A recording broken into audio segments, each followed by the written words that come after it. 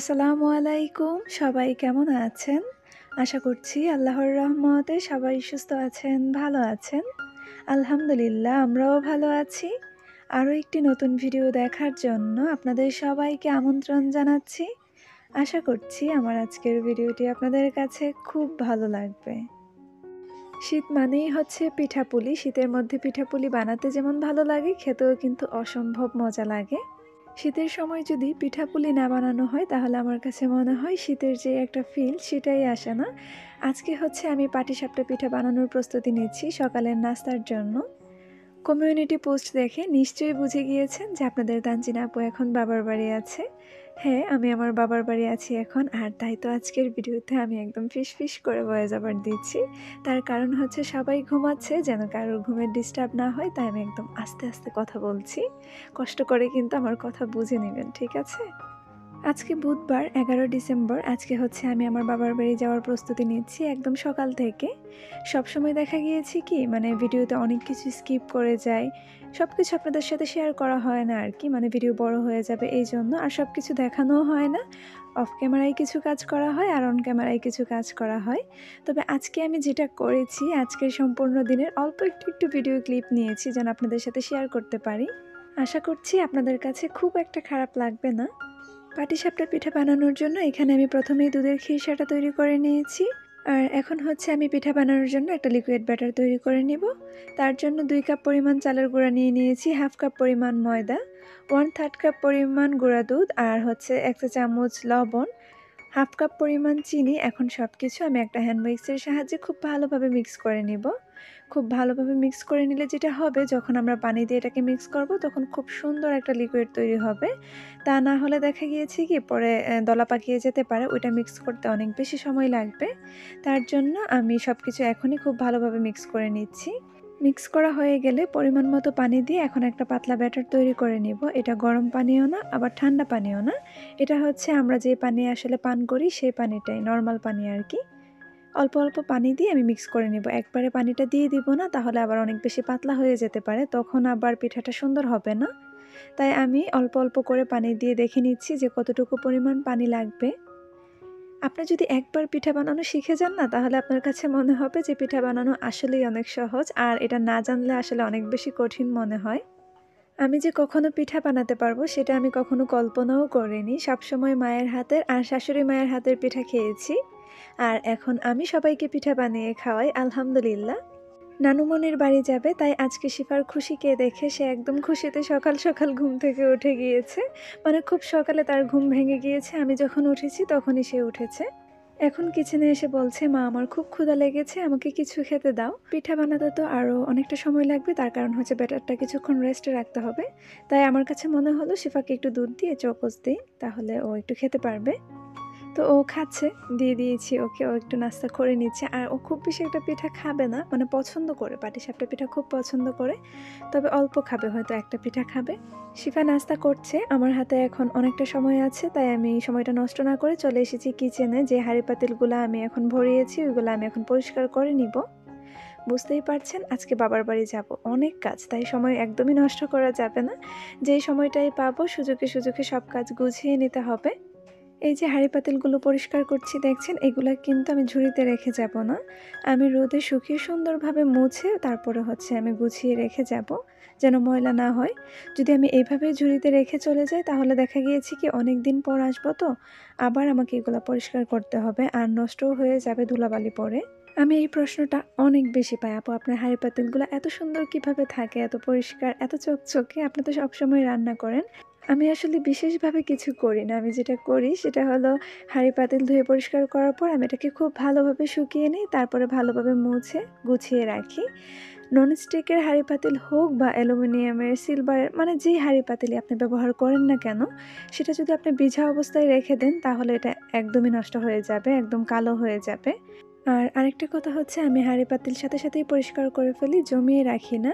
জমিয়ে রাখলে যেটা হয় যে মশলার দাগ আছে না, হলুদ, মরিচ, এই সমস্ত দাগগুলি পাতিলের মধ্যে একদম বসে যায়, তখন আর উঠতে চায় না যতই আপনি মাজা ঘষা করেন। আর ননস্টিকের হাঁড়ি পাতিল তো মাজা ঘষা করারও কোনো সুযোগ নেই, কারণ এগুলো এমনিতেই অনেক বেশি সেনসিটিভ। অনেক যত্নের সাথে এগুলাকে ব্যবহার করতে হয় এবং পরিষ্কার করতে হয়।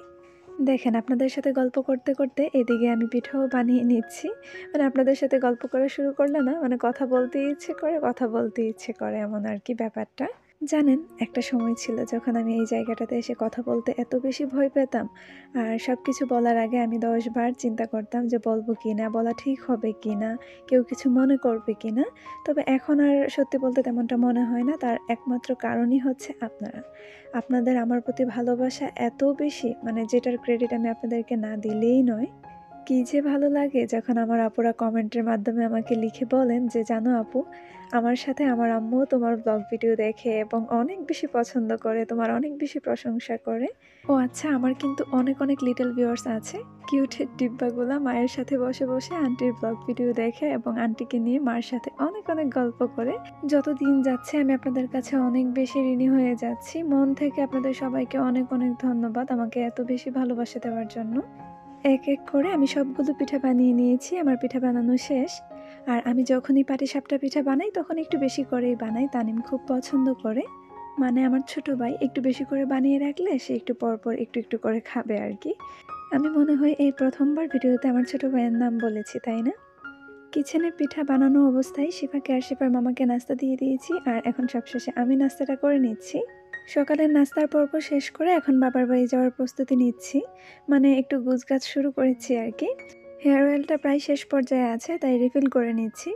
পরে দেখা গিয়েছে যাওয়ার সময় যদি এই কাজটা করতে যাই একদম তাড়াহুড়া লেগে যাবে। এখন মনে পড়েছে তাই মনে হলো না কাজটা এখনই করে নিই। তাহলে অনেকটাই ঝামেলা কমে যাবে। কি হয়েছে জানেন? আজকে সকালে ঘুম থেকে উঠে বুঝতে পারছিলাম না কি ভিডিও করব, কি শেয়ার করব। মনে হচ্ছিল কোনো কাজই তো নেই। অল্প স্বল্প কাজ কি আর ভিডিওতে দেখাবো। ওমা! ছোট্ট, ছোট্ট ভিডিও ক্লিপ নিতে গিয়ে দেখা গিয়েছে ভিডিও এত বেশি বড় হয়ে গিয়েছে, আমি এত কাটাকাটি করার পরেও ভিডিওটাকে ছোট করতে পারিনি। বোঝেন অবস্থা? এই তো আমার অয়েল রিফিল করা হয়ে গিয়েছে। এখন আমি বোতলের মুখাটাকে ভালোভাবে কষ্টিপ দিয়ে আটকে নিচ্ছি। যেহেতু এটা আমি ব্যাগে নিয়ে নিব যেন তেল পরে অন্য কিছু নষ্ট না হয়, তাই ভালোভাবে এটাকে আটকে নিচ্ছি আরকি। পরে আবার দেখা গিয়েছে না হলে রিস্ক থাকবে আমার কাপড়-চোপড় নষ্ট হয়ে যাবে। আপনারা যারা এখন আমার ভিডিওটি দেখছেন, প্লিজ আমার ভিডিওটিতে একটা লাইক দিয়ে দিবেন। আপনাদের একটা লাইক আমার ভিডিওটিকে অনেকের কাছে পৌঁছে দিতে সাহায্য করবে। আর যদি খুব বেশি ভালো লেগে থাকে তাহলে আমার চ্যানেলটি সাবস্ক্রাইব করে দিবেন।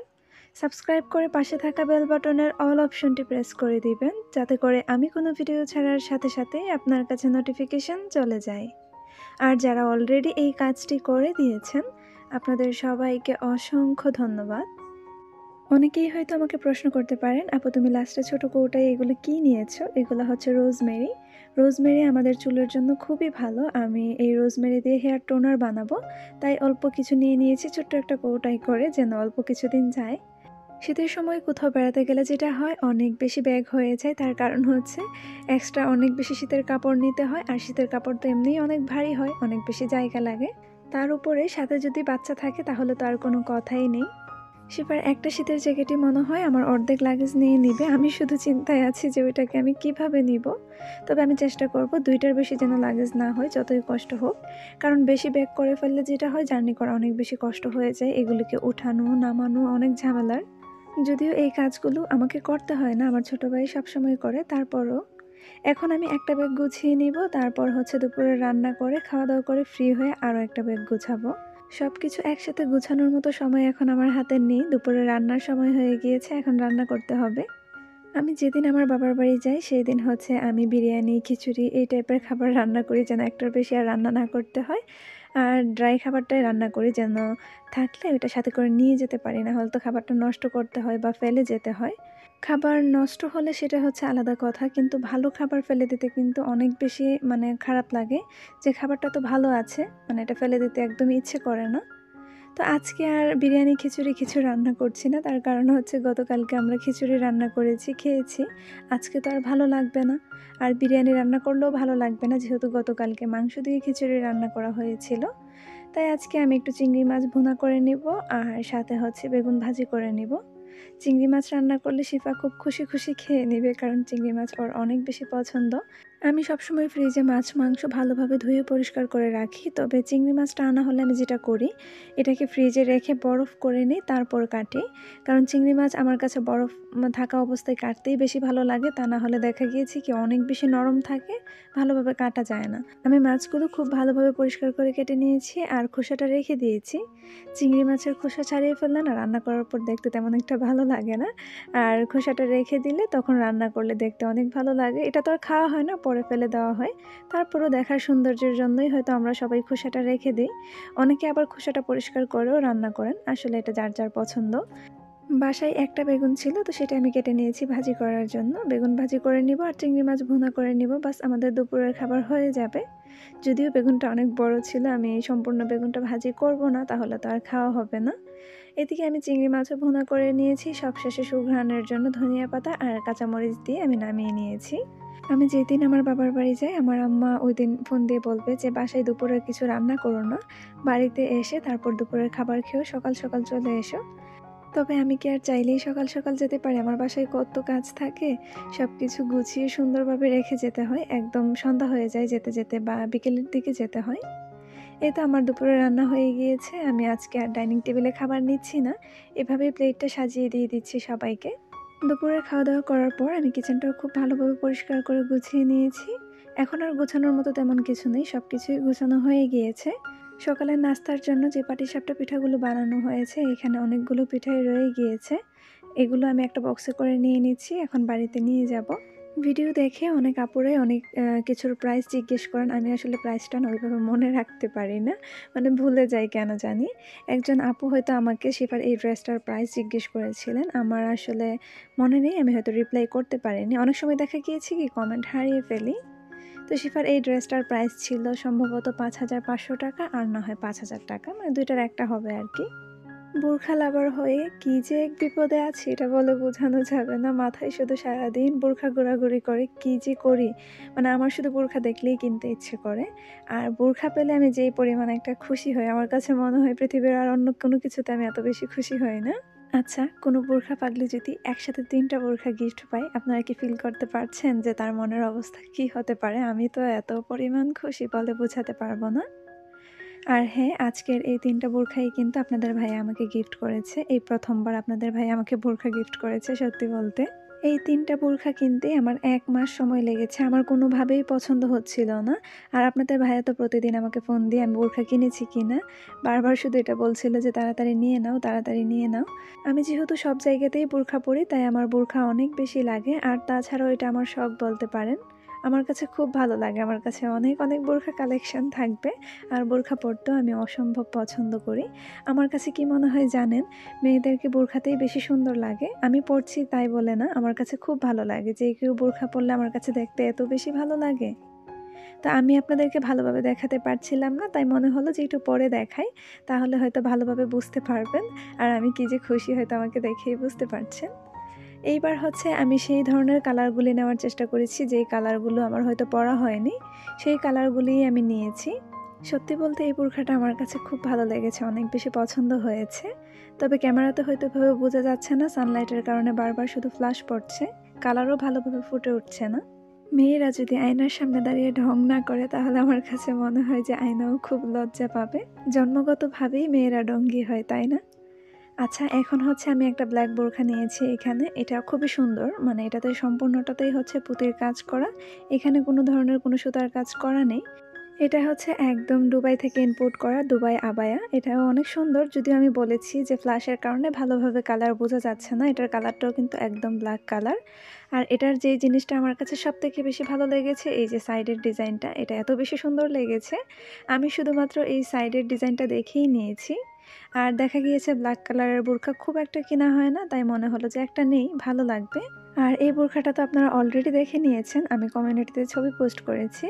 এটা হচ্ছে 3 লেয়ারের একটা বোরখা। এটাও বেশ ভালো, খুব সুন্দর একটা বোরখা, পরলেও ভালো লাগে। বোরখা কেনার পর না খুব একটা মাথায় চিন্তা থাকে যে আসলে কিনেছি, কিন্তু পরলে আমাকে ভালো লাগবে কিনা। অনেক সময় দেখা গিয়েছে কি আমরা খুব শখ করে একটা কাপড় কিনি বা বোরখা কিনি, কিন্তু পরার পর কেন জানি ভালো লাগে না। লাস্টে যে বোরখাটা পরেছি এটা পরেই আজকে বাবার বাড়ি যাব। আর বাকি 2টা বোরখা আমি সুন্দরভাবে গুছিয়ে রেখে যাচ্ছি আলমারিতে। এখন আর বোরখা আলমারিতে গুছিয়ে রাখবো না। যখন বাবার বাড়ি থেকে আসবো তখন সুন্দরভাবে গুছিয়ে রাখবো। আর এখন হচ্ছে আমি বোরখার আলমারি থেকে এক্সট্রা একটা বোরখা নিয়ে নিচ্ছি। সবসময় আমি বাবার বাড়ি যাওয়ার সময় ২-৩টা এক্সট্রা করে নিয়ে যাই। এইবার আর নিতে পারছি না, তার কারণ হচ্ছে আমার ব্যাগে একদমই জায়গা নেই। আর তাছাড়াও যখন দেখা গিয়েছে বেশি করে নিয়ে যাই তখন খুব একটা প্রয়োজন পড়ে না। সে আবার ব্যাগ ভর্তি করে নিয়ে আসতে হয়। তাই মনে হলো এবার আর বেশি নিব না, শুধুমাত্র একটাই নিয়ে যাব। তবে আমি জানি এবার আমি বেশি করে নিচ্ছি না, এবারই প্রয়োজন পড়বে। আমি দেখেছি সবসময় যেটা নেওয়া হয় সেটা কখনোই প্রয়োজন পড়ে না, আবার যেটা নিয়ে যাই না রেখে যাই সেটার প্রয়োজনই বেশি করা হয়। ইচ্ছে থাকা সত্ত্বেও এবার আমি বেশি করে বোরখা নিতে পারছি না, কারণ আমি বেশি করে নিতে গেলে আমাকে আরও এক্সট্রা একটা ব্যাগ করতে হবে। তো সেটা আমি কোনোভাবেই চাচ্ছি না। অনেক কষ্ট করে আমি ব্যাগে জায়গা করেছি এই একটা বোরখারই। এই তো আমরা সবাই রেডি হয়ে গিয়েছি, কিছুক্ষণের মধ্যেই বের হয়ে যাব। এখন ব্যাগ নিয়ে নিচ্ছি। আর শিফা বলছে সেও নাকি ব্যাগ নিবে, তো ওর ব্যাগটাও বের করে নিচ্ছি, আমারটাও বের করে নিয়েছি। তো ওকে বলছিলাম আর কি যে মার ক্রিমগুলা কি তোমার ব্যাগে নেওয়া যাবে? সে ভাবছিল যে আসলে কি বলবে। সে ভাবছিল যে আমার ব্যাগে তো আমার কসমেটিক্স থাকবে, মার কেন থাকবে। তারপর একটু বুঝিয়ে সুঝিয়ে রাজি করিয়েছি যে এখন তো মার ব্যাগে জায়গা নেই, তুমি নিয়ে নাও, পরে আসার সময় আমি আবার আমার ব্যাগে নিয়ে নিব। পরে সে রাজি হয়েছে। এই তো আমরা রেডি হয়ে বের হয়ে গিয়েছি বিসমিল্লাহ বলে। এখন হচ্ছে রিকশায় করে বাস স্ট্যান্ডে চলে যাব। যদিও বাসে যাব না, সিএনজি দিয়ে যাব। আমরা মা মেয়ে দুজনেই বাস জার্নি একদমই করতে পারি না, অসুস্থ হয়ে যায়। বিশেষ করে শিফা একটু বেশি অসুস্থ হয়ে যায়, সে বাসে একদমই উঠতে পারে না। আমার আব্বা সবসময় বলবে আমরা যেন বাসে আসা যাওয়া করি। আব্বা সিএনজি খুব ভয় পায়, আব্বা বলে সিএনজিতে নাকি খুব রিস্ক থাকে।